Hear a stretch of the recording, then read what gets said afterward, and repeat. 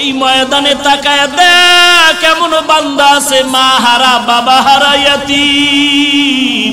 কেউ ঘরে গিয়া যাবে মোনাজাতের পরে ঘরে চলে যাও, গিয়া দরজা যাওয়ার আগেই দেখবে দরজাটা খুলিয়া মা তাকাই আছে। আর যদি বলে মা গভীর রাতে তুমি কি ঘুমাও নাই, মা বলবে তোর অপেক্ষায় আমি মা ঘুমাই নাই। মা খানার প্লেটটা নিয়ে বলবে বাবা খানা খাও। মা তুমি খেয়েছো বলে মা বলবে আমি এক লোকমা খানাও খাইনি। মা তুমি কেন খাও না, বলে তুই না আসা পর্যন্ত আমার খানা খাইতে মনে চায় না। আর যেই বান্দা ঘরে গিয়া দরজা ধাক্কাবে খুলবে না, ওরে জিজ্ঞাসা কর তোর দরজা কেন বন্ধ, বলবে আমার দরজা খোলার সে আমার মা নাই, আমার বাবাও নাই। আজ আমাকে সবাই বলে ইয়াতীম, আমি চির ইয়াতীম, আমার মা নাই বাবা নাই।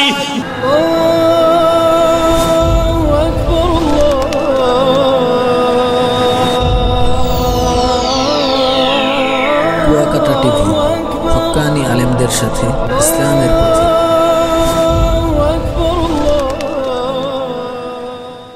কি উপায় হবে আমার মরণে, কেমনে একা থাকবো আধার কবরে, জীবনে না করিলাম বন্দেগি, গুনাহ করে কাটাইলাম জিন্দেগি, গুনাহ করে কাটাইলাম জিন্দেগি। তওবা করে আবার তওবা ভাঙ্গিলাম, তওবা করে আবার তওবা ভাঙ্গিলাম। অবশেষে খাঁটি তওবা করিলাম, অবশেষে খাঁটি তওবা করিলাম। আল্লাহর কাছে খাঁটি অন্তরে তওবা করো রে যুবক ও পর্দার আড়ালের মা ও বৃদ্ধ বাবাজিরা, দুনিয়াটা কিছুই না। মানুষের জীবনে কিছু শখ থাকে, সিনেমায় যাবো, পার্কে যাব, গেছো না, এইবার ফের আয় ফিরে আয় তওবা কর। শখ তো মিটিয়েছো, সিনেমা হলে গিয়েছো, পার্কে গিয়েছো, বন্ধু আর বান্ধবীদের আড্ডা দিয়েছো, আজ তওবা কর। মরণ থেকে যতই পালাও মরণ তোমায় নিবে ঘিরি, যদিও সুদূর আকাশ পানে লুকাও সেথায় লাগিয়ে সিঁড়ি। নদী পথে নৌকা চালাও ও মাঝি ভাই, বেলা ডোবার আগে আমি ওপার উঠতে চাই। ডুবে গেলে বেলা রে আর উঠে না, ভেঙে গেলে বেলা রে আর জমে না। এক সময় মাঠে খেলাধুলা করতাম ছাত্র ভাই,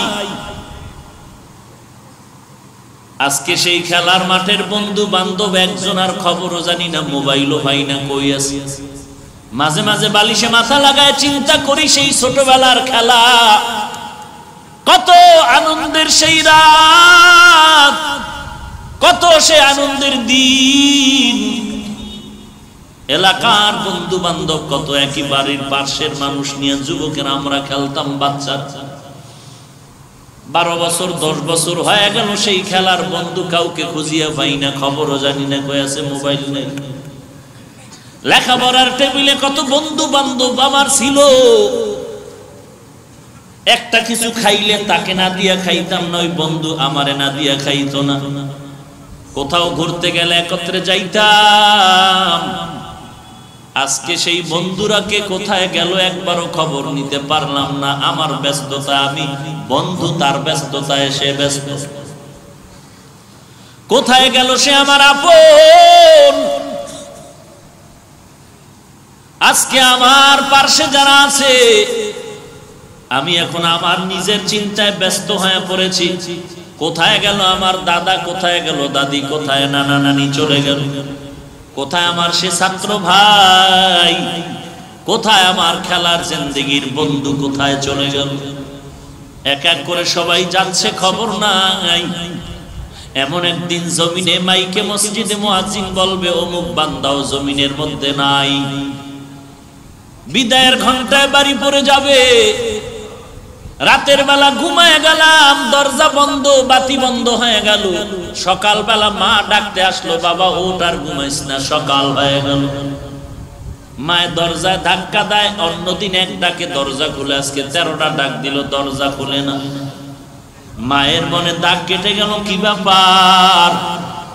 মা চিন্তা ভাবনা করে দরজারে জোরে ধাক্কা দিছে, খুলে গেল। এরে বাবা তুই এত ঘুমাও, শরীরের মধ্যে একটু হাতটা লাগায়, মৃদু ধাক্কা দিয়া দেখে পুরো বডিটা কাঠের মতো শক্ত হয়ে গেছে। হাতটা লাগায় দেখে পুরো বডি ঠান্ডা বরফের মতো হয়ে গেছে। মায়ের আর বুঝার বাকি নাই, চিৎকার দিয়া কয় তোরা কোথায় আছো? আমার বাবাই জমিনে নাই। এবার সবাই দৌড়ে এসে দেখে নাই, গতকালকে মাঠে ছিল। এখন সবাই কান্না করে, কেউ দৌড়ায়, তাড়াতাড়ি ইমাম সাহেবের খবর দাও, জানাজা না পড়ায় যেন কোথাও না যায়। কেউ দৌড়াচ্ছে বাঁশ বাগানে, তাড়াতাড়ি বাঁশ কাটার ব্যবস্থা কর। কেউ দৌড়াচ্ছে বাঁশ বাগানে, কবরটা খনন কর। কেউ দৌড়াচ্ছে গরম পানি রেডি কর। জীবনের শেষ গোসল বড়ই পাতা দিয়া গরম পানি দিয়া রেডি করে দাও। তুমি আমি আর কথা বলতে পারি না, তাকায়া দেখতেছি। ওরে আল্লাহর বান্দা, আমার জন্য গরম পানি রেডি হয়ে যাচ্ছে, আমার জন্য কবর রেডি হয়ে যাচ্ছে, খাটিয়া আনার জন্য লোক দৌড়াচ্ছে। আমার মা তখন আমাকে নিয়ে যায়, মা শেষবারের মতো কয় আর একটু নজর দেখায় যা, বাবারে নিয়ে যাচ্ছে। জানাজা পড়ায় চিরবিদায়। বাবা কবরের কিনারায় দাঁড়ায় দাঁড়ায় কান্না করে। খানা খাইতে গেল কাঁদে, মা খানা খায় না, সন্তানের চিন্তা। এত বড় আনন্দের ঈদ, মায়ের মনে কোনো আনন্দ নাই। আমার সন্তান নাই, আমার জীবনের আনন্দ নিমিষেই মিটে গেল। এরে সন্তান, কিসের দুনিয়ার পাগল? যদি ছাত্রদের মধ্যে আদর্শ ছাত্র হয়ে যাইতে পারো, সব ছাত্ররা দোয়া করবে, শিক্ষকেরা দোয়া করবে। আমার এই ছাত্র ভাইটা, আমরা যত গুনার আড্ডা দিতাম, কিন্তু ওরে দেখতাম সময় মতো গিয়া নামাজটা পড়ছে। আমরা যত আড্ডা দিতাম, ও দূরে থাকতো, আসতে চাইতো না, বড় ভদ্র, কোনো আড্ডা দিত না, কোনো মেয়ের সাথে কথা বলতো না। শিক্ষকেরাও বলে ছাত্রটা বড় ভালো ছিল, আমাদের কখনো বেয়াদবিমূলক আমাদের সাথে আচরণ করে নাই। সবাই দিল করে কাঁদে আর দোয়া করে। আর যদি তোর জীবনটা এমন হয়, এলাকার সবাই বলবে ও মরে গেছে, ভালো হয়েছে, কারণ আলেমরে গালি দিত, ইমামরে গালি দিত, শিক্ষকের বিরুদ্ধে আন্দোলন করত। ও মরে যাওয়াটা আমাদের এলাকার শান্তি হয়ে গেল, ধন্য কপাল তোর নষ্ট হয়ে গেল।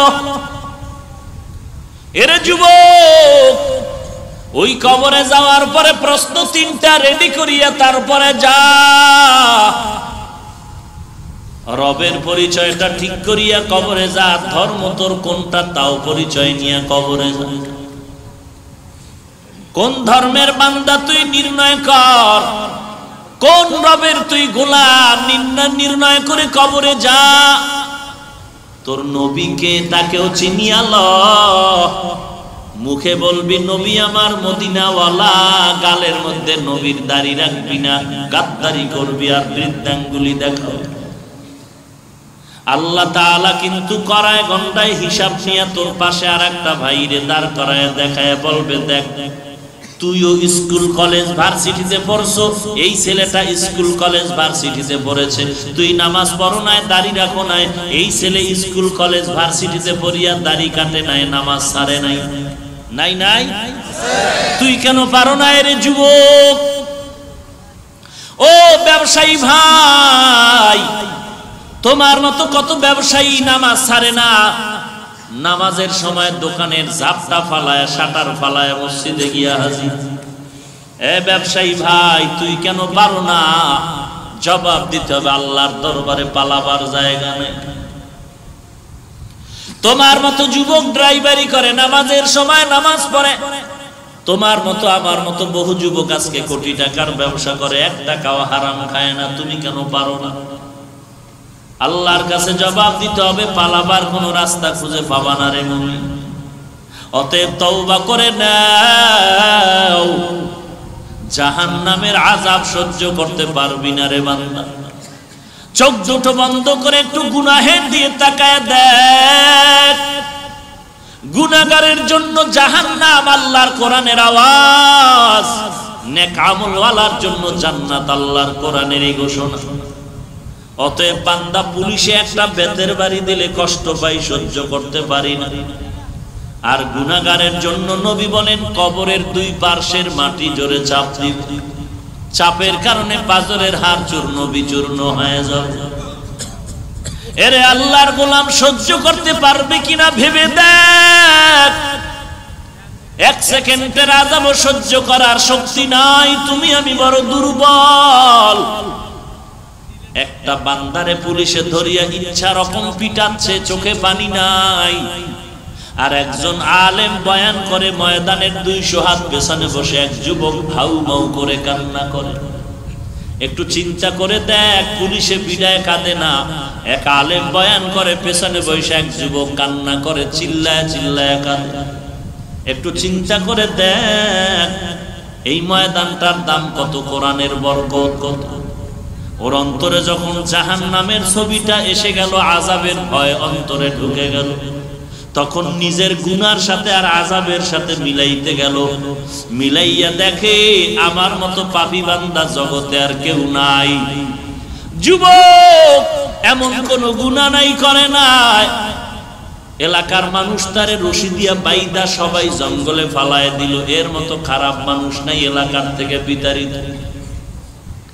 জঙ্গলে যুবকের হাতে পায়ে বেঁধে ফেলে দেওয়ার পর জামানার নবী মুসা, আল্লাহ জিজ্ঞেস করলেন, ও মুসা তাড়াতাড়ি যাও, অমুক জঙ্গলের কিনারা এক যুবক আমার ওলি, তাকে তুমি নিজে জানাজা পড়াও, নিজ হাতে দাফন করে কবরে রাখো। মুসা নবী লোকজন নিয়ে দেখে এলাকার যেই মানুষেরা যেই যুবকের খারাপ বলে সন্ত্রাসী হওয়ার কারণে ওই যুবকের হাতে পায়ে রশি দিয়া বেঁধে জংলায় ফালাইলো, আল্লাহ ওহী নাজিল করলেন সেই যুবকের ব্যাপারে, ইনি নাকি আল্লাহর ওলি, এর জানাজা আমি পড়াবো, এর কবরে দাফন করব। আল্লাহর অর্ডার, মুসা নবী তার জানাজা পড়ালেন, দাফন করলেন। আল্লাহর কাছে পরে জানতে চাইলেন, আল্লাহ এলাকার সবাই বাইদা ফালায় দিলাম, রশি দিয়া বাঁধলাম, এরপরে কারণে সবার থেকে বড় খারাপ সন্ত্রাসী, তুমি বললা এই যুবক নাকি ওলিয়ে কামেল, কারণটা কি? আল্লাহ কয়, ও মুসা তুমি কি জানো না তোমার রব আল্লাহর নাম আছে আর একটা গফফার? তুমি কি জানো না আমার নাম রহমান? তুমি কি জানো না আমি আল্লাহর এক নাম রহিম? তুমি কি জানো না আমি আল্লাহর একটা নাম সত্তার? এলাকার সবাই যুবকের বেঁধে জঙ্গলের মধ্যে যখন ফালায় গেল, ওই যুবক অসহায়ের মতো এমন কান্নার আওয়াজ। আমি আল্লাহর দিকে মনোনিবেশ হয়ে বলেন, আল্লাহ আমার মা নাই, বাবাও নাই, আমার মা দরজা বন্ধ করে আমারে তাড়ায় দিল, আমার বাবা তাড়ায় দিল। দুনিয়াতে একজনে কেউ যদি ধমক দেয়, সন্তান মা বাবার কাছে গিয়ে আশ্রয় নেয়, বাবায় ধমক দিলে মায়ের কাছে আশ্রয় নেয়, মা ধমক দিলে বাবার কাছে গিয়ে আশ্রয় নেয়। আজ আমার কপাল এত খারাপ, এলাকাবাসীও তাড়ায় দিল, মা বাবাও তাড়ায় দিল, আশ্রয়ের কোনো দরজা নাই। তবে আল্লাহ আমি ওলামায়ে কেরামদের বয়ানে শুনেছি ফাঁকে ফাঁকে, ও আল্লাহ তোমার নাকি গফফার নামের একটা দরজা আছে, তোমার নাকি রহমান নামের একটা দরওয়াজা আছে রে আল্লাহ। আমার জীবনে এমন কোনো গুনাহ নাই যে গুনাহ আমি করি নাই রে আল্লাহ। আমার হাতের দিয়ে তাকায় দেখি গুনার কারণে আমার হাতগুলো নাপাক হয়ে গেছে, আমার জবানের দিয়ে তাকায় দেখি গুনার কারণে আমার জবানটা নাপাক, গুনাহের কারণে আমার চোখ দুটো নাপাক, আমার গুনাহ করার কারণে আমার অন্তরটা নাপাক, গুনাহের কারণে আমার পা দুটো নাপাক। আমার গুনার খবর আমার মা বাবা কেউ জানে না, আল্লাহ তুমি জানো। আমার মায়ে জানলে লাথি মেরে তাড়ায় দিত। ও আল্লাহ তুমি আমার গুনার খবর জানার পরেও রাগ করিয়া পানি বন্ধ করো নাই, সূর্যের আলো বন্ধ করো নাই, ও আল্লাহ বাতাস বন্ধ করো নাই। ঘুমের ঘরে কত মানুষ মানুষের মেরে ফেলে অন্যায় করার কারণে, স্বার্থের টানে। ও আল্লাহ আমি এত বড় বড় গুনাহ করছি, তুমি আমারে ঘুমের ঘরেও মারিয়া ফালাও নাই, তুমি দয়া করে যেহেতু বাঁচায় রাখছো আজকে ক্ষমা চাইতেছি। ও আল্লাহ তোমার দরওয়াজা ছাড়া আর কোনো দরওয়াজা নাই। আল্লাহ জীবনে আর গুনাহ করব না, তওবা করলাম, আর জীবনে গুনাহের পথে যাব না, নামাজ ছাড়বো না, বেপরদায় চলবো না রে আল্লাহ। ও আল্লাহ তুমি রহমান নামের বরকতে মাফ করে দাও। কত বড় বড় বড় বড় বেঈমানকেও তো তুমি মাফ করেছো। ও আল্লাহ আমি তো তোমার আদরের নবীর উম্মত, যেই নবী উম্মতের জন্য এখনো কাঁদেন। হাসরের ময়দানে সবাই নবীরা নিজের জন্য পাগল পারা হয় কাঁদে, কিন্তু রাহমাতুল লিল আলামিন উম্মতের চিন্তায় বিভোর। ওই নবীর উম্মত হয়ে তোমার দরবারে ক্ষমা চাই, মাফ করে দাও। আর নামাজ ছাড়বো না, আর বেপরদায় চলবো না, মা বাবাকে কষ্ট দিব না, আলেম ওলামাদের বিরোধিতা করিয়া নিজের আমলনামায় কবিরা গুনাহ জমা করব না, গীবত শিকায়াত করে গুনাহ করব না, সহিভাবে কোরআন পড়ব, আল্লাহ ওয়ালাদের কথা মতে জীবনটারে আমলের লাইনে গড়ব, নবীর সুন্নাত অনুযায়ী চলবো। ও আল্লাহ তুমি আমাকে মাফ করে দাও।